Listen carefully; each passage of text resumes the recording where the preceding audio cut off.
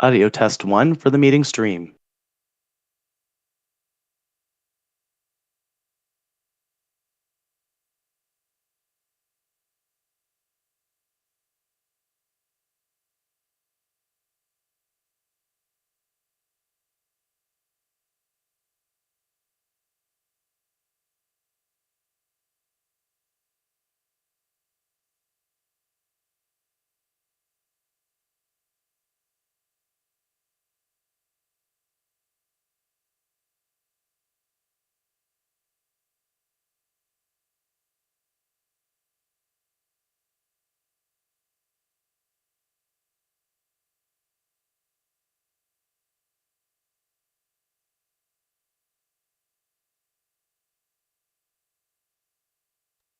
Audio test 2 for the meeting stream.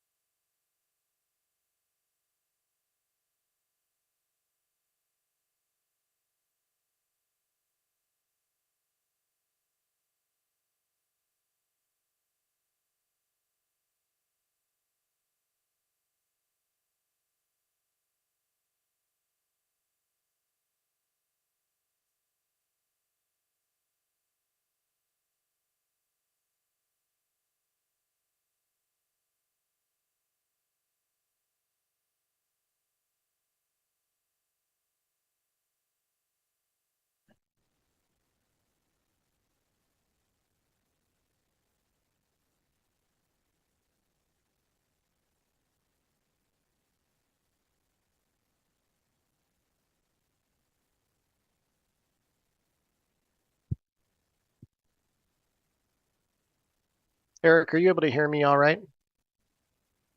Yes, Chair, we can hear you. Okay, great. I just had an audio error, but I'm hearing you as well, so good.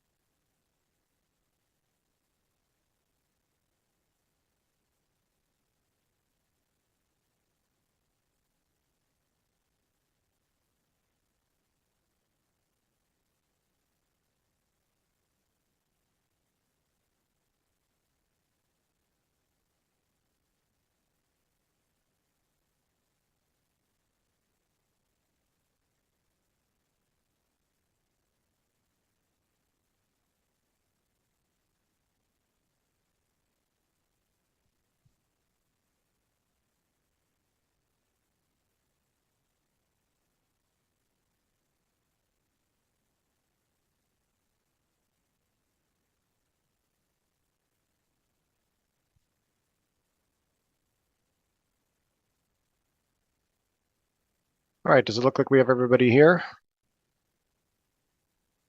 Chair, all members are present as well as committee council. Great. And the clock's just struck 2, so let's get the show on the road, please.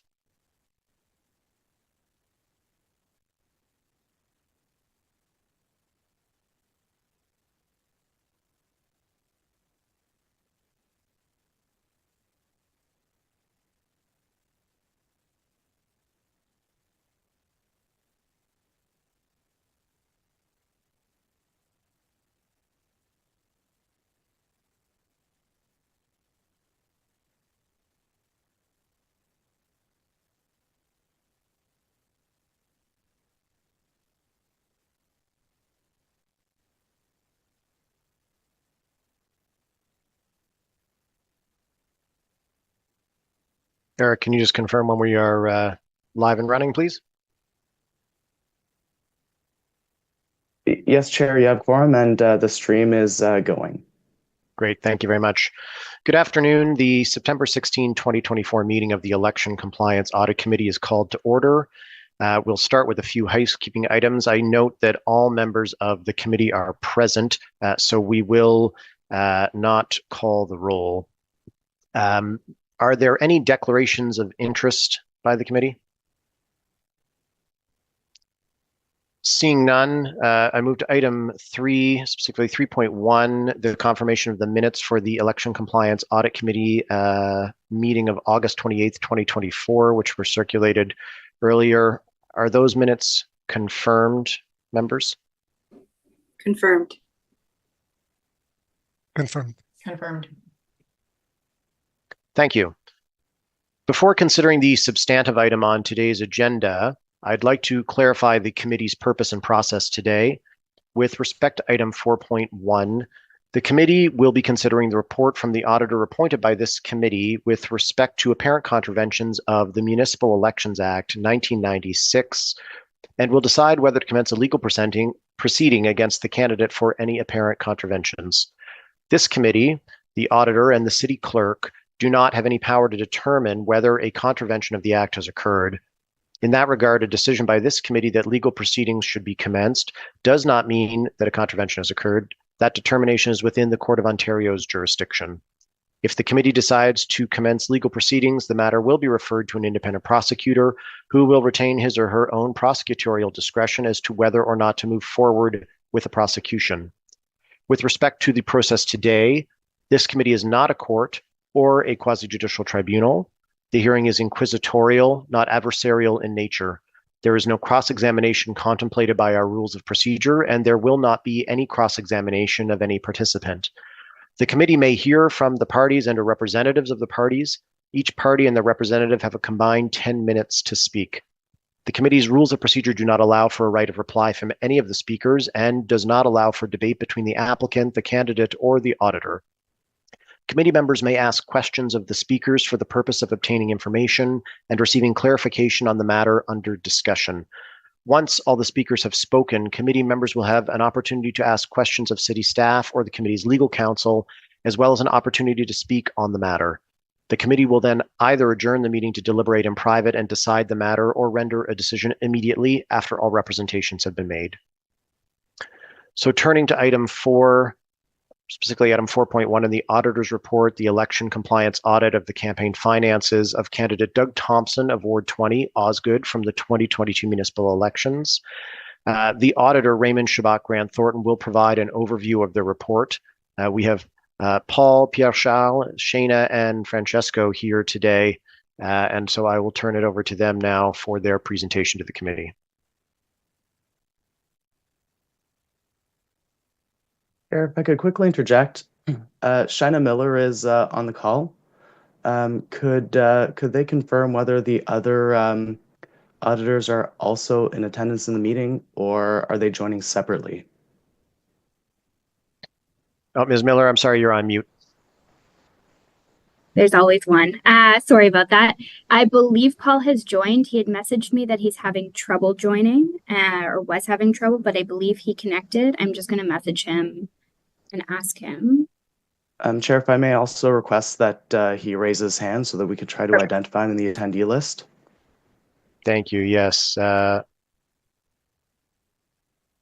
has joined. Okay. We'll just give a moment to identify him and bring him in. Yes, he'll be presenting.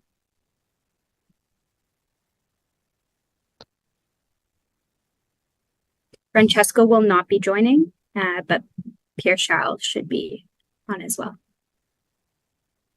Thank you. If I could ask Paul or Pierre-Charles to please raise their hands virtually so that they can be identified by Mr. Pillow.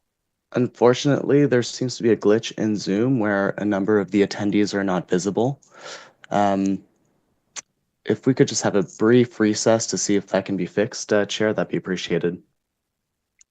Certainly, Mr. Committee Coordinator. We will adjourn briefly. Don't go anywhere. I hope we can be right back momentarily.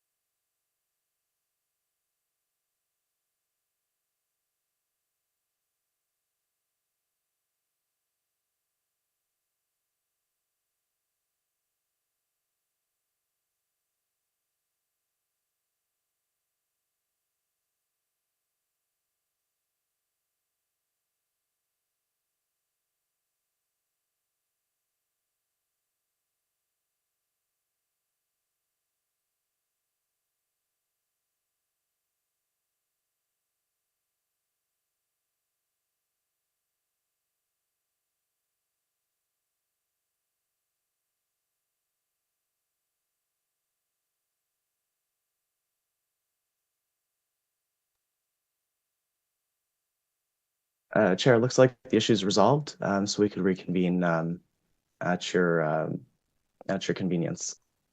Thank you. I take it everyone is still present. It looks like they are on my screen. Okay. Thank you very much, everyone, for your patience. I'm now going to invite Paul, Pierre-Charles, and Shayna to please proceed with the presentation of the audit report. Perfect. Thank you very much. I don't see Pierre-Charles, but I think we can. Oh, there he is. There you go. Perfect.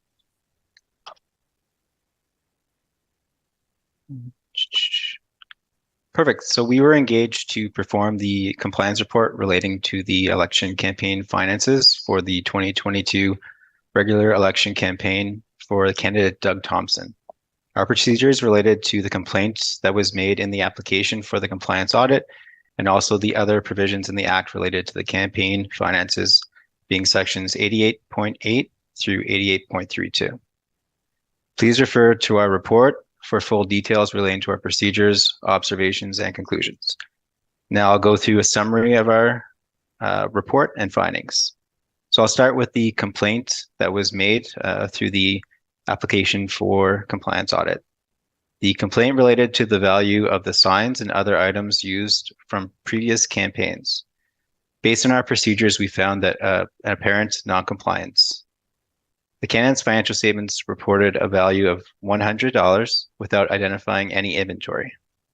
The candidate has confirmed that he has reused the signs. The candidate also confirmed that the signs were of a higher value than what was reported in the financial statements. Also, a valuation of the signs was performed by Holly Signs, which also noted an inventory and a value that was higher than what was reported in the financial statements. Therefore, the amount recorded in the financial statements for the previous election campaign signs was inaccurate and is an apparent non-compliance of section 88.19 subsection 3 of the MEA. As mentioned, there was the complaint and then other observations related to the other sections of the Act that we performed procedures. Based on our procedures, we also identified inaccuracies in the financial statements submitted. To note, no revised financial statement was submitted by the candidate's campaign. We identified 3 inaccuracies within the financial statements. One related to bank charges. The bank charges identified in the bank statements were less than what was reported in the financial statements. Expenses related to home hardware. The total receipts from home hardware were less than what was reported in the financial statements. And lastly, donation from candidate's wife was recorded in the wrong area of the financial statements. Therefore, we have concluded that there's a non-compliance of section 88.22 subsection 1D and 88.25 subsection 3 of the MEA. The last item to note based on our observations and procedures is the missing of one receipt that was not provided during our procedures. Therefore, we have concluded that this is a non-compliance on section 88.22 subsection 1, G and H, as a candidate should have kept records of all transactions. Thank you for your time, everyone. And again, please refer to our report for additional details. Thank you. Just to confirm, you've referenced Mr. Maniscalco, a couple of non-compliances, but for clarification, those are apparent non-compliances with the MEA. That is correct. Thank you for clarification. Thank you. Committee members, before we move to questions for the auditors, we will hear from the other participants, and then we will circle back and you can ask any questions you may have for Raymond Shabbat, Grant Thornton, with the benefit of the other submissions that are being made. Mr. Committee Coordinator, is anyone here on behalf of the applicant? Yes, Chair. Mr. Pappas is on the line for the applicant. Thank you. Mr. Pappas, will promote you to speaking, and you have 10 minutes to make your submissions today, sir.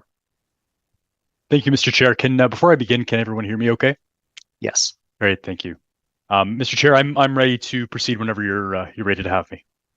Thanks. Mr. Pello, if we are ready to go with the timer, then we are ready to proceed.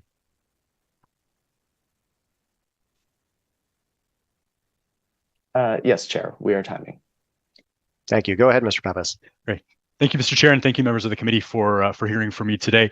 As Mr. Pillow had mentioned, I'm here on behalf of the applicant, Mr. Edward Phillips, with respect to this compliance audit application. Mr.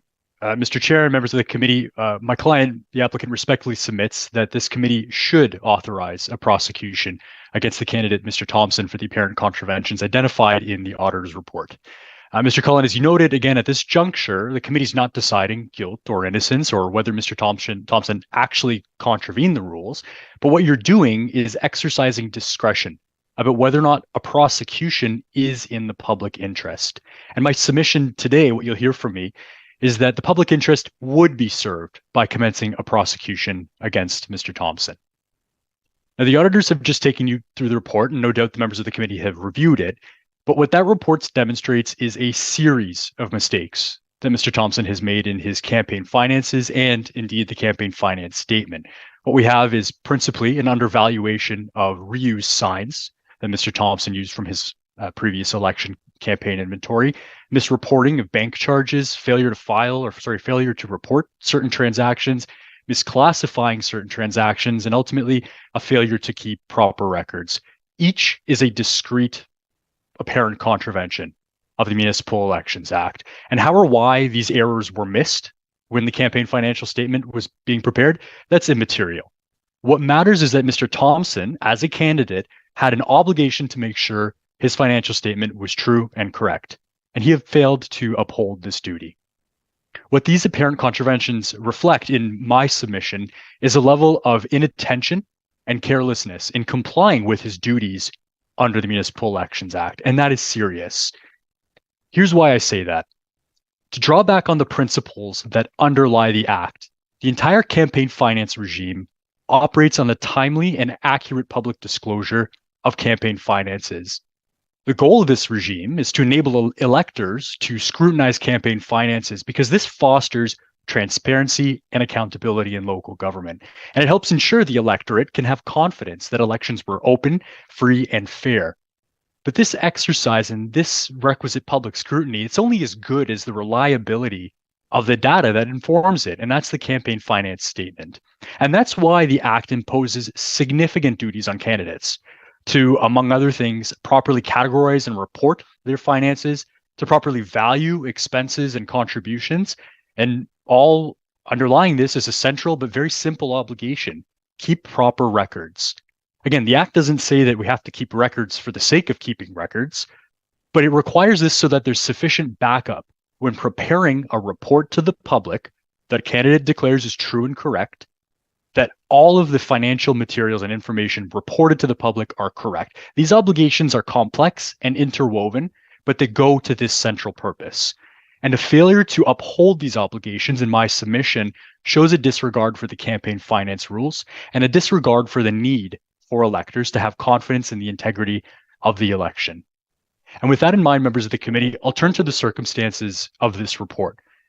Mr. Thompson is a seasoned politician. His career goes back 40 years, and importantly, he has run in several municipal elections that would be subject to this regime, the campaign finance rules, at least 5 by my count. And despite this wealth of experience, what the report demonstrates is that Mr. Thompson's finances do not bear a high level of scrutiny because they've not been prepared with the level of care expected by the Act, but also expected of the electorate. And here, the principles of both specific and general deterrence are engaged. Now, appreciating those are matters for the Ontario Court of Justice in levying a penalty, I submit that this is certainly relevant to the committee's determination today. And what's especially important here is general deterrence. It must be demonstrated to the electorate and indeed to other candidates who may wish to run that failure to uphold the most basic obligations of a candidate, record keeping and accurately reporting finances, will be met with consequences. Now, what you might hear from Mr. Thompson's counsel is that these contraventions are all minor, they're trivial, low dollar value, or that they were inadvertent mistakes and don't warrant a prosecution. And we disagree with that characterization. Dollar value of the consequences is the wrong way to look at things. And what the committee ought to look at, in contrast, is the series of offenses as a whole and the impact to the principles and regime that the legislature has set forward. And secondly, inadvertence, that's not a defense under the Municipal Elections Act, but there's something more important the committee needs to keep in mind when it's making its decision. And that's the general deterrence factor here, which cannot be overlooked. Again, Mr. Thompson has significant experience with elections, with municipal elections particularly, and significant experience with the campaign finance regime, which makes the mistakes identified in the auditor's report inexcusable. Ultimately, letting a seasoned politician with a 40-year career off the hook for these violations of the most basic rules would show future candidates, and indeed the public, that it's okay to be sloppy when preparing your financial statement. And that cannot be the case. And for that reason, and for the other reasons I've mentioned, members of the committee and Mr. Chair, it's my submission that a prosecution is in the public interest in this case. Subject to any questions that the committee may have, those are my submissions on behalf of the applicant.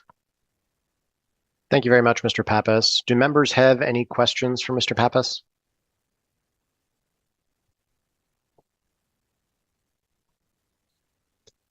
Okay, hearing none. The following designated person is here on behalf of the candidate Doug Thompson, Stéphane Emar-Chabot from Sicotte-Guilbeault. He's coming online now, Chair.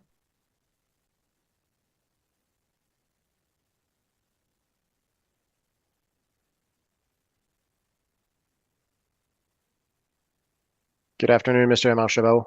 Good afternoon, Chair Cullen. All right, we are ready to proceed with your 10 minutes of submissions, Mr. Emar-Chabot. Thank you, Mr. Chair, members of committee. Good afternoon. As you've been told, I appear here on behalf of Mr. Thompson, the candidate who sends his regrets. Mr. Thompson is abroad at the moment and does not, unfortunately, enjoy internet connection, allowing him to join. And I received an email from him about an hour ago saying he had no phone service either. Or would be losing phone service as he was traveling. So that's the information I have, but certainly his regrets for not attending.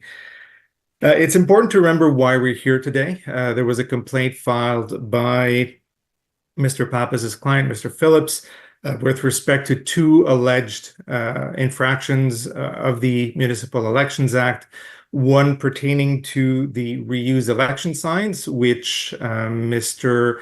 Thompson freely admitted to at the initial hearing when the decision was made to proceed with the compliance audit. And the second complaint was with respect to the use of decals or magnetic signs on vehicles, though that part of the complaint was dismissed because it was not founded. Those pieces of campaign materials were in fact newly acquired and accounted for in the Form 4, and that was also discussed at the initial hearing. So we are here because of this first piece of the complaint regarding to the reused signs, an error that Mr. Thompson explained to this committee and to the auditors, something which has not been challenged, which was he put a round number of $100 to acknowledge that he was reusing signs and intended to replace that number with the actual amount once the elections were over, and he knew exactly how many signs of which size, of which type he had reused. Unfortunately, that was not done. The exact number was not substituted in Form 4 for the placeholder number of $100. And that was an error, clearly. And it was, as I said, admitted to very openly, very freely by Mr. Thompson when the matter was first heard. The final number is exactly what Mr. Thompson had wanted to submit to this committee, which was a discrepancy of $144. The final number provided by the printer and verified by the auditor. So on that point, Mr. Thompson's position certainly has not changed. He made a mistake, admitted it from day one, which led to then the next step of the compliance audit. What did the compliance audit reveal? Well, yes, Mr. Pappas indicated that I would refer to the size of the mistakes, and they are relevant. So What I'll submit to you very briefly is that there is nothing to be gained, and it is not in the public interest to engage or to continue the process and commence legal proceedings against Mr. Thompson because of the types of errors committed, the nature of what these errors went to, the size of the errors, and the number of errors that were committed. More importantly, the sum of all of these errors, I will submit to you, in no way could lead a reasonable person to conclude that they had an impact on the integrity of the election or of the election campaign or its outcome. You have seen the report, but I simply want to go through, again, key pieces. First of all, the nature of the errors. The errors are, yes, reporting errors, but they do not extend to errors that I would call structural errors. There was no fundraising prior to registration. There was no campaign expenses prior to registration. Essentially, everything that took place in Mr. Thompson's campaign took place as it should within the election period. Mr. Thompson did not seek to shrug his obligation to file, and certainly did not, and we'll speak to intent, but did not intend to misrepresent, knowing full well that he had the obligation to file what he felt were accurate filings with the city. So the types of errors are not structural. They are all within the campaign, arithmetic errors or reporting errors. And these are minor errors. And yes, this is a relevant factor as well. The amount that was over-reported, I believe, of home hardware receipts is $6 or just shy of that. The amount of bank charges that were over-reported are in the $40 range. There's a missing receipt for $22. A single missing receipt in a campaign that is run by volunteers over several months. I would put to you, if we were to do compliance audits of all the campaigns, we would likely find a couple of missing receipts everywhere. These do not amount, the size of the errors, the types of errors do not amount to something that calls into question the integrity or the confidence in the filings or in this election campaign. The more sizable number that was picked up by the auditors is the reporting of Mr. Thompson's spouse and her campaign contribution. To be clear, the full amount of $1,000 was declared. It was declared with all the other contributions of $100 or more as per the Act. Unfortunately, Mr. Thompson should have reported that under contributions from the candidate and the spouse and put it in the wrong column. But again, transparency was there, accountability was there, the amount was fully shown, who made the contribution was fully shown. There was, again, nothing there to try to hide or shirk the responsibilities of the candidate.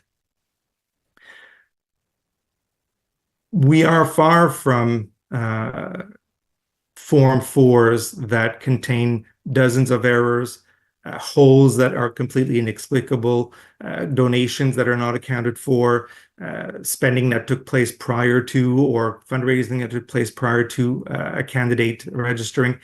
These are, I would submit, and if you look at the total value of these errors, represent less than 1% of what Mr. Thompson actually spent. The campaign spent just roughly shy of, or just slightly above the 75% mark of what was authorized under law. So again, regardless of how you look at these numbers, we were miles from reaching or going over the spending limit. So if you look at the basic principles that the courts have told us why the Act is here, ensuring the integrity, ensuring a level playing field, none of those principles we submit are breached by the small errors that are found. And to speak to the notion of general deterrence, it's important to remember that someone like Mr. Thompson, who for the last 14 months has been sort of under this cloud of the audit, the process itself has clear consequences. It makes the candidate very publicly accountable, and now we know the size of the mistakes, and people will be free to judge the actions of Mr. Thompson on those mistakes. But proceeding further to commencing legal proceedings with the resources required of the public, required of the judicial system, required of Mr. Thompson, given the nature, the type, the size of errors, we submit would not be in the public interest. 1 minute remaining. Thank you. General deterrence is a factor for imposing a penalty. In this context, the concern I would have is that we're not holding people to account. We're asking for people to be perfect if we go on to initiating legal proceedings against someone like Mr. Thompson. Perfection is not of this world, and there is nothing here to call into question the integrity. What this would do is, in fact, throw a cold shower on anyone who is considering seeking public office at the municipal level, that they will not only be held to public account, to transparency, but even when their errors do not amount to questioning or calling into question the integrity of the process, they could face extreme consequences that, for themselves at least, are very costly and very personally difficult to go Time. through. Thank you.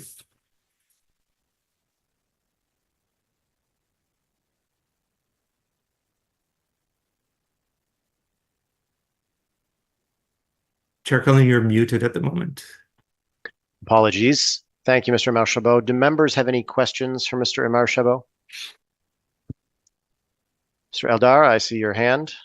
Go ahead. Yes, thank you. Just, I'm not even sure if you can answer this question yourself, or this is more for the candidate. Just thinking about the concept of putting a placeholder in the financial statement, which is something you complete at the end after you've done pretty much, you've gathered all your receipts. It seems a little bit unusual of a practice. Maybe would you have any more additional information about that? I can certainly comment on why Mr. Thompson did it. This is so valuing reused materials and reused signs are the most common, I would submit. Is not like going to a store and spending something or going to a webmaster and asking for a website to be produced. This is not something where you have an invoice and you pay it and you put it into your accounting software. The value of the election signs will depend at the end of the day how many you actually used. And those decisions will be taking place all the way through the campaign. And you may decide a week before election day, oh, well, I've got these 4 big signs that are left. Let's put them up at these corners and use them. So just from a very practical point of view, determining how many signs were used and then finding out what their value is in today's dollars is not something that, just in the day-to-day of a campaign, you would know until the campaign is done. And then you would have to account and say, okay, we actually reused whatever number, get a evaluation from your printer, and that is what Mr. Thompson failed to do prior to filing. But as he has indicated to this committee and to the auditors, and on this he's always been consistent, the amount there was to remind him that he had reused, he had to declare.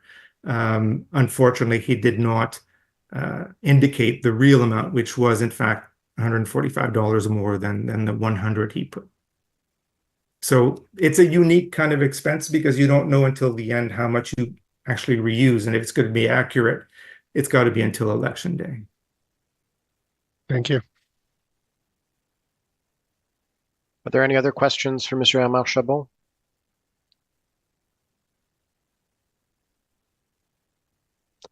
All right, seeing none, submissions from designated persons have now closed. Do members have any questions for city staff or Raymond Chabot Grant Thornton or committee council? Member Bassett, I see your hand. Go ahead. Thank you, Mr. Chair. I have the question if Raymond Chabot could confirm the fair market value of the signs.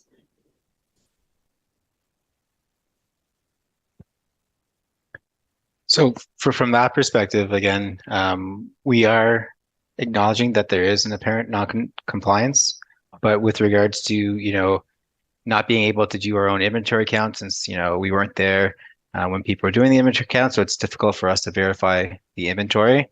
And then also it's difficult to, determine the fair market value for a leftover sign from, Doug Thompson. We noted it as an apparent non-compliance, but again, we weren't in a position to report an amount. Again, we did verify with Holly Signs what they had, indicated with regards to an inventory and a value, but we weren't in a position to provide that amount.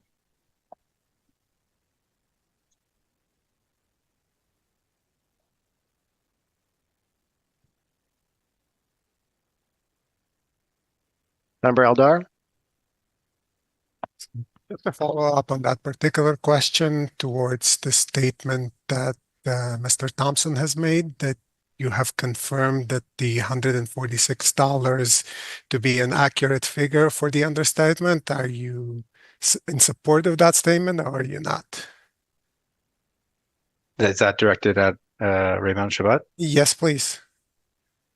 Again, like I had just explained, verifying that inventory count that was provided by Mr. Thompson, that was provided by Holly Signs, it's a difficult process to, since we weren't there, we didn't, do an inventory count with them. So to verify that ourselves and to provide that as something that we opine to, then no, we couldn't do that. So then without having that, it's difficult for us to verify that, that's the amount based on what was provided by that valuation. Thank you. If I can just follow up with a clarification on that. So I understand the number of signs may not be possible to verify, but the actual amount of value for a individual reused sign, is that not something that you could have assessed independently yourselves? Yes, and we had discussed that with the Holly Signs, and again, they provided their values based on the signs provided, and the price for similar signs with regards to buying a new sign, and based on that, we did feel it was reasonable for an amount. But again, the difficulty is, we cannot again put a number of signs, so then we cannot again put a value as a total inside of our report. Are there any other questions from members of the committee for Raymond Chabot Grant Thornton or city staff or committee council? Seeing none, do any members wish to make any comments on this matter in open meeting? Okay, seeing none, the committee will adjourn and deliberate in private on this matter pursuant to subsection 88.33 sub 5.1 of the Municipal Elections Act, and we will reconvene to convey our decision when it is ready. Thank you.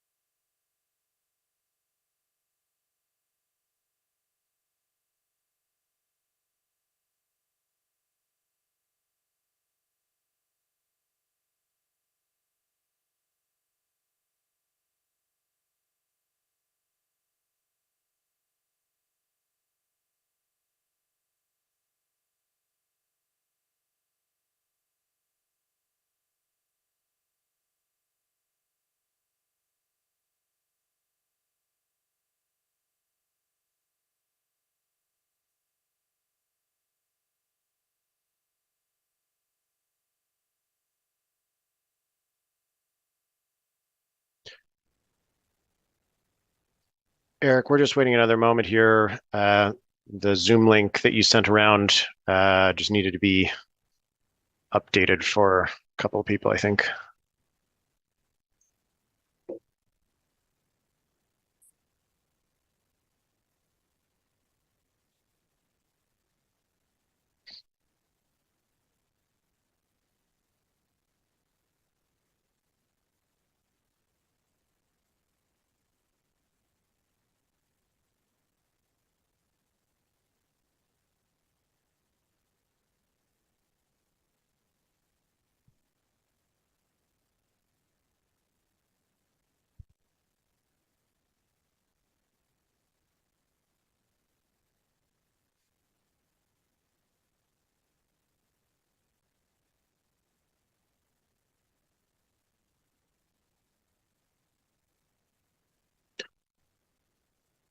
Okay, I believe we've all reconvened. Mr. Pillow, are we live again, or can we go live again, please?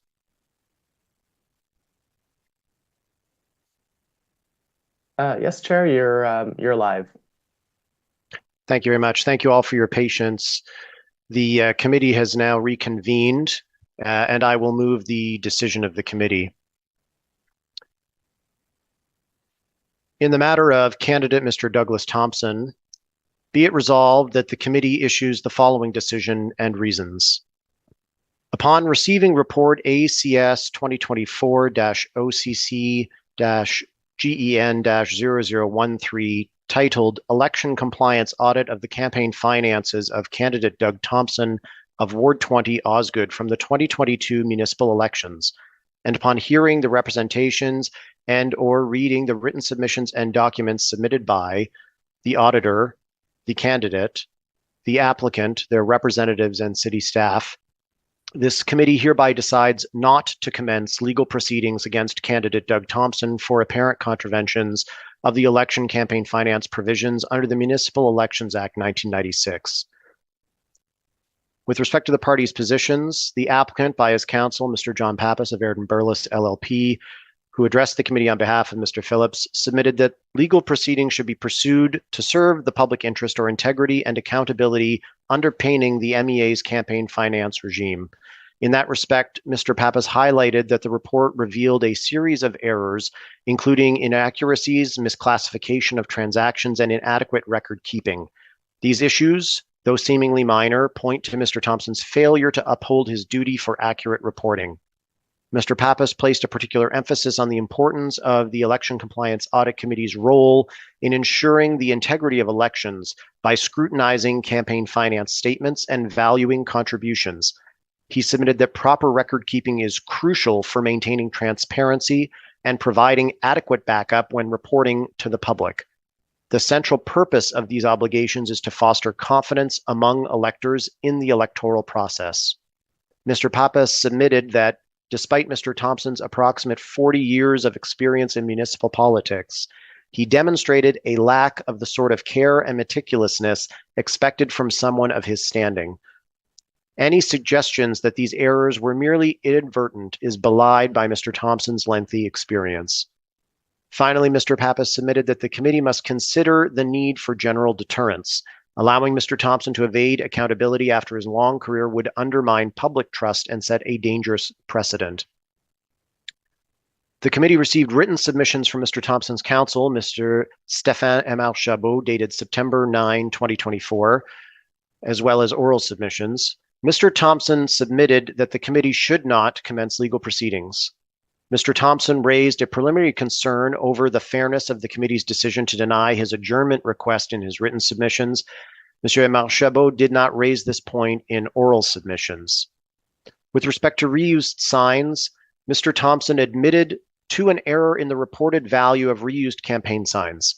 Initially, a placeholder value of $100 was used, which was intended to be updated with the actual cost once determined.